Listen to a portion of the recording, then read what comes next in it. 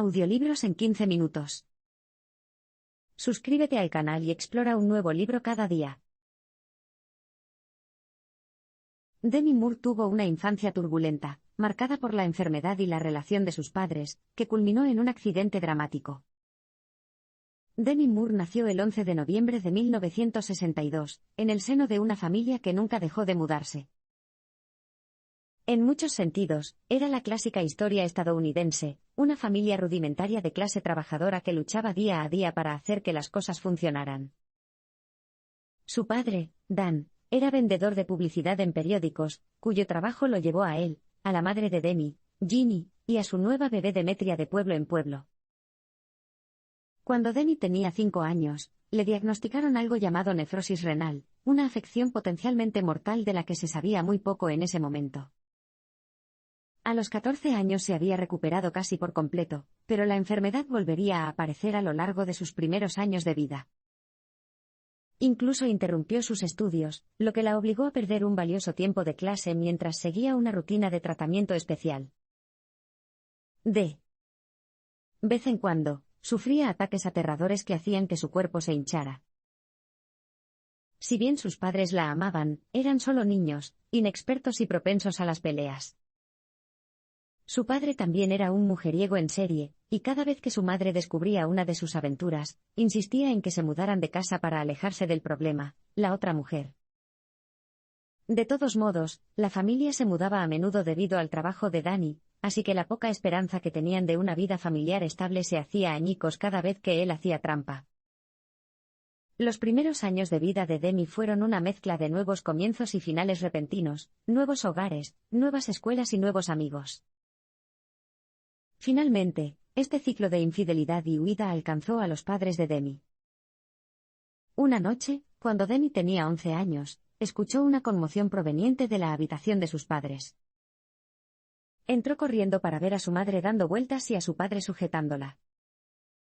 Junto a la cama, había un frasco de pastillas amarillas. ¿Su padre? Pidió a gritos la ayuda de Demi y, antes de que se diera cuenta, había metido su pequeña mano en la boca de su madre, y estaba sacando las pastillas que se había tragado. Fue una experiencia aterradora para una niña pequeña.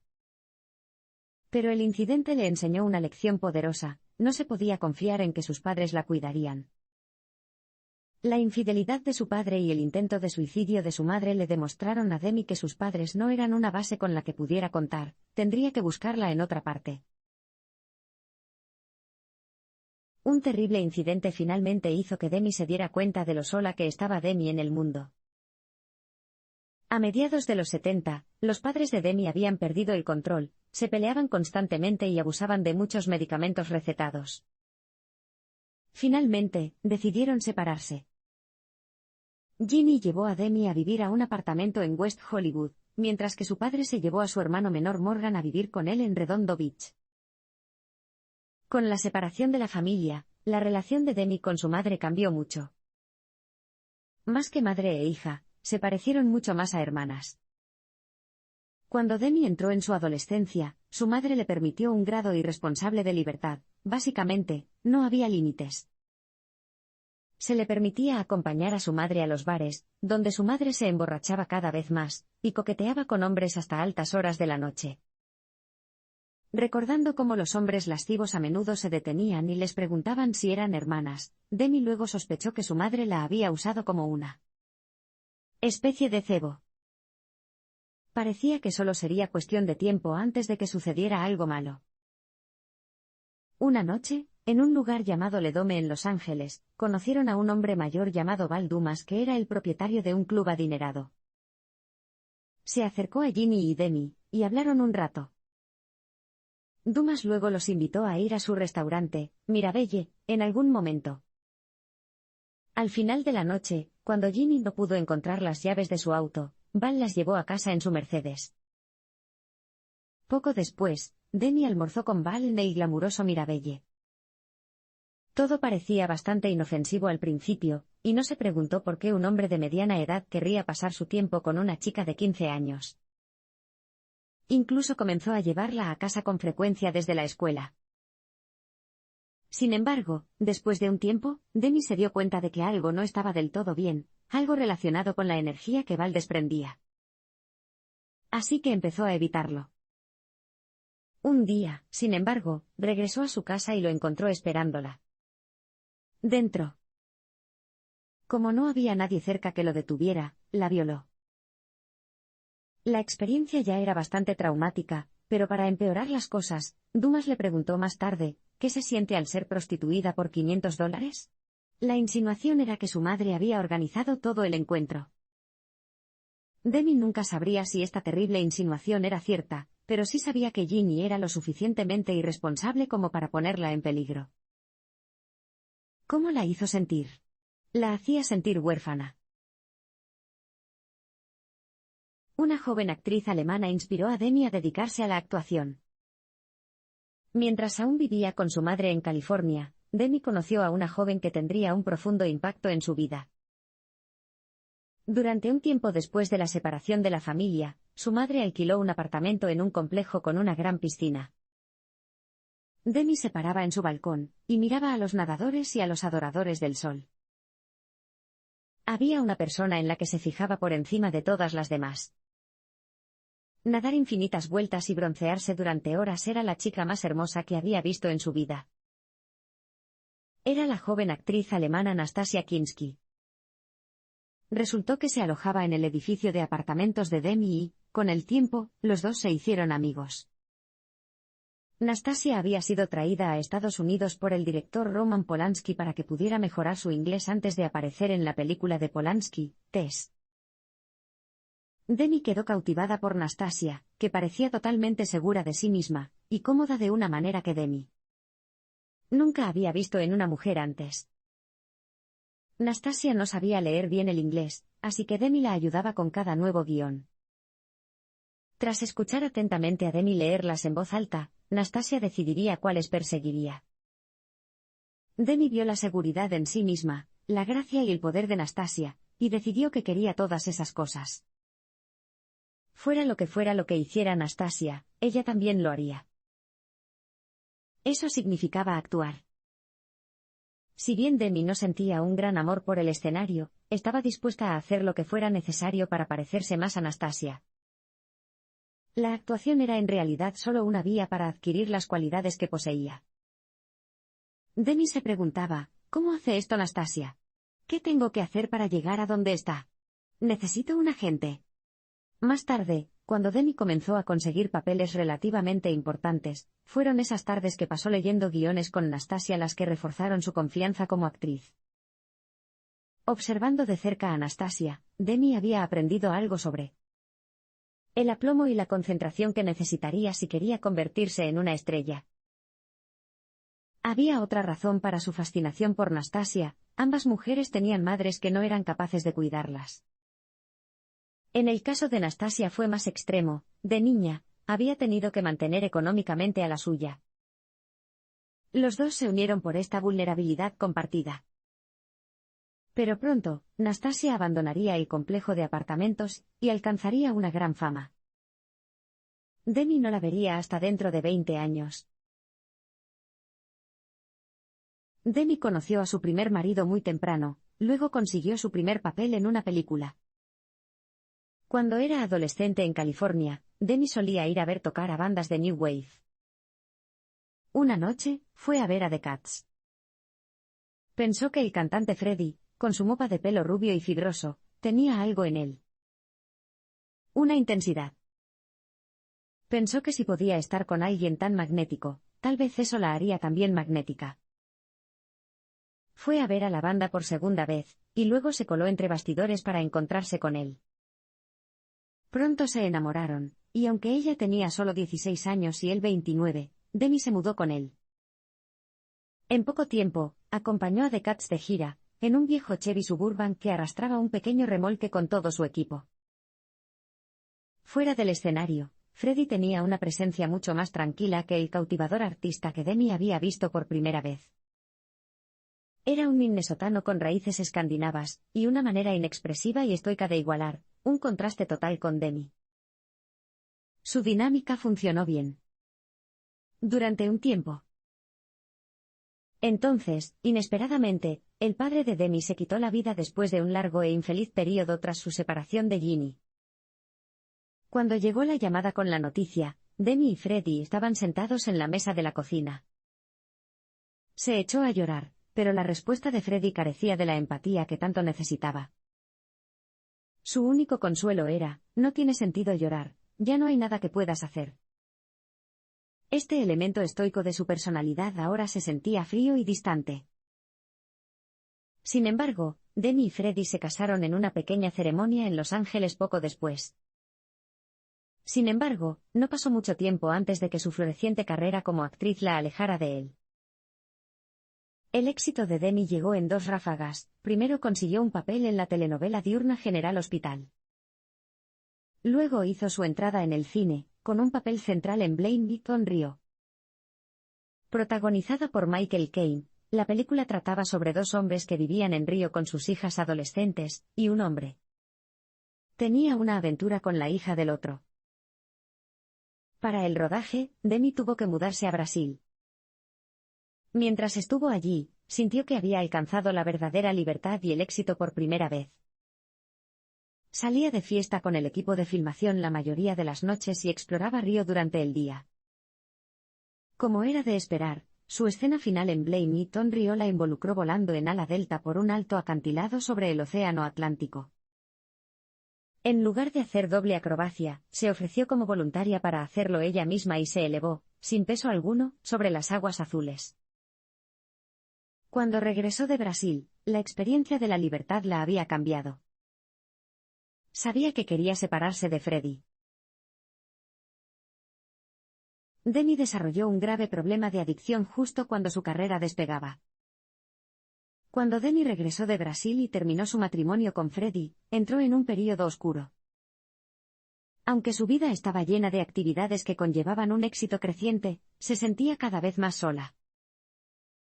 Así que hizo lo que mucha gente hace en situaciones como esa: recurrió al alcohol. En ese momento, vivía en Los Ángeles y audicionaba para varios papeles. Su carrera estaba avanzando, pero una y otra vez, la puso en riesgo con un comportamiento imprudente e impulsado por el alcohol. A menudo se despertaba sin saber dónde estaba, y había que recordarle dónde tenía que estar ese día. Las citas y los ensayos programados se perdieron en la niebla. Durante este tiempo, también compró una motocicleta Kawasaki y corrió la ciudad a toda velocidad sin casco.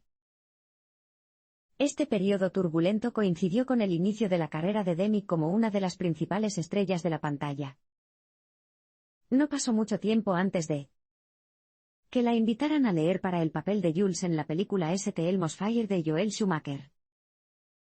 Este fue un momento especial en el cine estadounidense, con una ola de películas distintivas sobre adolescentes, como Sixteen Candles y The Breakfast Club. St. Elmo's Fire estaba en esa línea. Al igual que esas películas, St. Elmo's Fire se convertiría en un clásico que definió una época, una cápsula del tiempo de los jóvenes estadounidenses en la década de 1980. El papel de Demi era, como era debido, el de una chica fiestera, una de las 7 recién graduadas de la Universidad de Georgetown que estaban aceptando la edad adulta. Los otros graduados fueron interpretados por algunos de una nueva generación de actores jóvenes: Rob Lowe, Emilio Estevez, Ali Sheedy y Jack Nelson, quienes se conocerían colectivamente como los Brat Pack. El problema con la bebida de Demi no había pasado desapercibido para el director de St. Elmo's Fire. Un día, un ejecutivo del estudio la llamó y le indicó que fuera a una dirección misteriosa a la mañana siguiente. Cuando llegó, después de otra noche llena de alcohol, descubrió que estaba en un centro de rehabilitación en Redondo Beach. Una condición para protagonizar St. Elmo's Fire era que tuviera que pasar un par de semanas en la clínica y que le asignaran un consejero. Fue humillante al principio, pero Demi luego agradecería esta intervención. Había sonado una alarma. Gritaba: «No desperdicies esta brillante oportunidad». Dos grandes momentos decisivos en la vida de Demi ocurrieron en los 80, su matrimonio con Bruce Willis y su papel en Ghost. Tras St. Elmo's Fire, Demi protagonizó otros éxitos de los 80, como About Last Night y One Crazy Summer. Su vida romántica también estuvo llena de acontecimientos. Después de un breve compromiso con el también miembro de Brat Pack, Emilio Estevez, conoció a alguien que marcaría otro capítulo importante en su vida, la prometedora estrella Bruce Willis. En ese momento, había reunido a un grupo de jóvenes actores a su alrededor, como Woody Harrelson y John Goodman. Juntos, vivieron una vida rápida, recorriendo Los Ángeles y festejando todas las noches. Bruce conoció a Demi en el estreno de una película, y desde el principio la trató como a una salvadora angelical, aunque solo había estado sobria durante 3 años, a él le pareció que estaba completamente alejada de sus noches salvajes. La dejó boquiabierta con un noviazgo anticuado, y luego le propuso matrimonio. Tuvieron 2 bodas, una rápida en Las Vegas y la oficial, una aventura enorme y ostentosa en un set de filmación prestado. El cantante Little Richard realizó la ceremonia. Poco después, Demi quedó embarazada. Con el deseo de escapar de Hollywood, Bruce había comprado una propiedad en las montañas de Idaho, en un pequeño y tranquilo pueblo llamado Hailey. Se mudaron allí, después de que Demi diera a luz a su hija, Rumer. El aire estaba limpio y los lugareños nunca los molestaban. A partir de ese momento, Hailey siempre sería el hogar de Demi. Poco después del nacimiento de Rumer, Demi comenzó a trabajar de nuevo. Una película en la que trabajó definiría su carrera, la película Ghost de 1990, dirigida por Jerry Zucker, que se centró en un romance que sobrevivió a la muerte misma.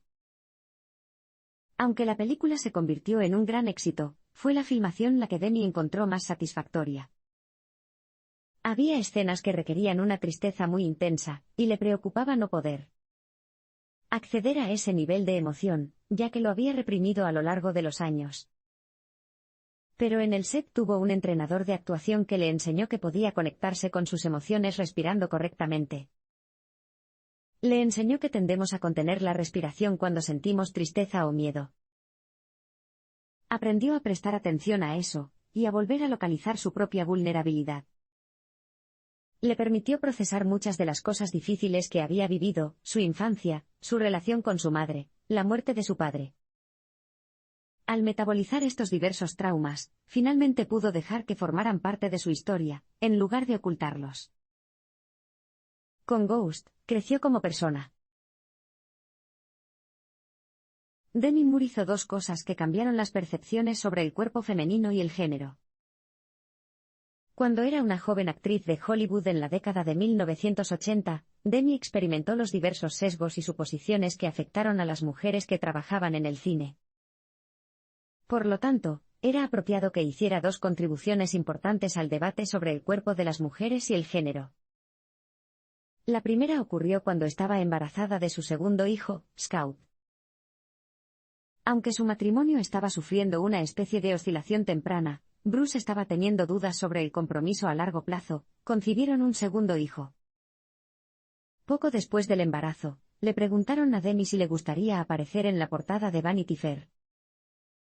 Hizo una sesión fotográfica con la famosa fotógrafa Annie Leibovitz y, al final, Vanity Fair eligió una fotografía que Demi pensó que iba a ser solo un recuerdo privado, una desnuda, con un brazo cubriéndose los pechos. Incluso para 1991, la foto era provocativa.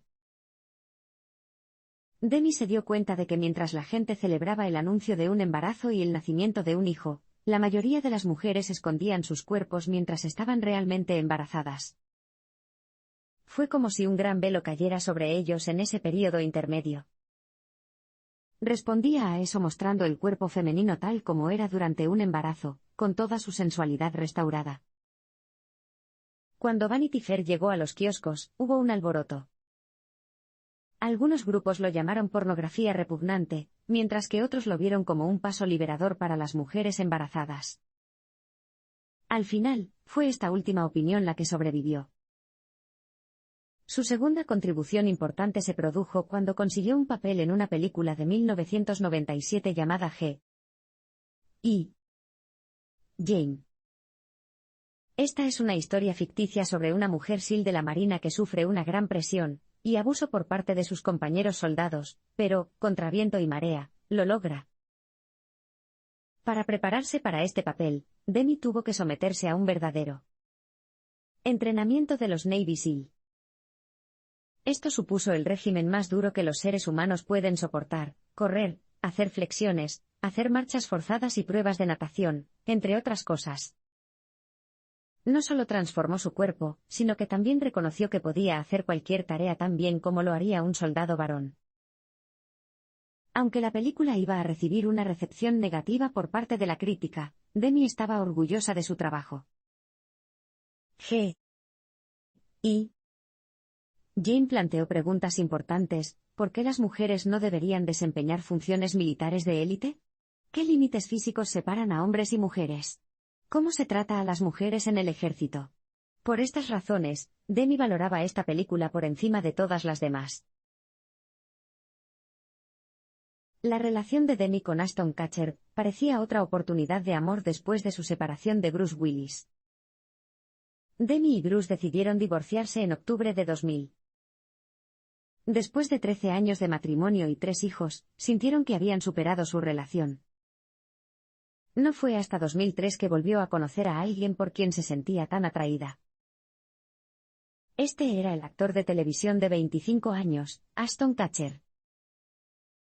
Demi lo conoció cenando con unos amigos en Nueva York. Su estrella iba en ascenso, había estado en That 70's Show, y ahora se estaba haciendo un nombre con Punk, un programa de cámara oculta. Se conectaron inmediatamente, era como si fueran las únicas 2 personas en la habitación. Esa misma noche, lo invitó a quedarse en su apartamento de Nueva York, donde se quedaron despiertos toda la noche contándose las historias de sus vidas. De inmediato, le pareció que casi podían terminar las frases del otro. A partir de ese momento, su romance floreció. Después de una cita una noche, Ashton llevó a Demi a un terreno que había comprado, justo debajo de Mulholland Drive en Hollywood Hills. Aquí esperaba construir la casa de sus sueños, desde allí se podía contemplar la ciudad, y ver la puesta de sol rosa en las montañas. Soñaban con un futuro juntos allí. La vida parecía ofrecerle a Demi otra oportunidad después de su divorcio, y la aprovechó. No mucho después, ella y Ashton se comprometieron. Durante un tiempo, Demi se sintió como la persona más afortunada del mundo. Lamentablemente, no duraría. Cuando, a los 42 años, se encontró embarazada del hijo de Ashton, las dos estaban extasiadas. Pero casi 6 meses después de su embarazo, Demi abortó. En su dolor, volvió a beber mucho. Ashton, que todavía tenía 20 y tantos años, parecía remoto, era demasiado joven para comprender realmente la pérdida. A pesar de la tensión, se casaron poco después. Sin embargo, en su corazón, Demi seguía traumatizada. Entonces, como un golpe de martillo, se supo que Ashton le había sido infiel. Demi se sintió profundamente traicionada, pero la pareja logró arreglar las cosas, esta primera vez. Cuando volvió a suceder, quedó claro que la infidelidad de Ashton era un obstáculo insuperable. Irónicamente, en su aniversario de bodas, antes de que se revelara la segunda aventura, Ashton había llevado a Demi a su terreno en Hollywood Hills, donde habían soñado por primera vez con su futuro juntos. Sin embargo, cuando miraron hacia afuera, solo vieron las nubes y las luces tendidas de la ciudad. Se separaron en 2011. Demi volvió a estar sola. Decidió volver a Idaho, a Hailey y al aire puro y frío de las montañas. Allí, sobria, reflexiva, recuperaría sus fuerzas.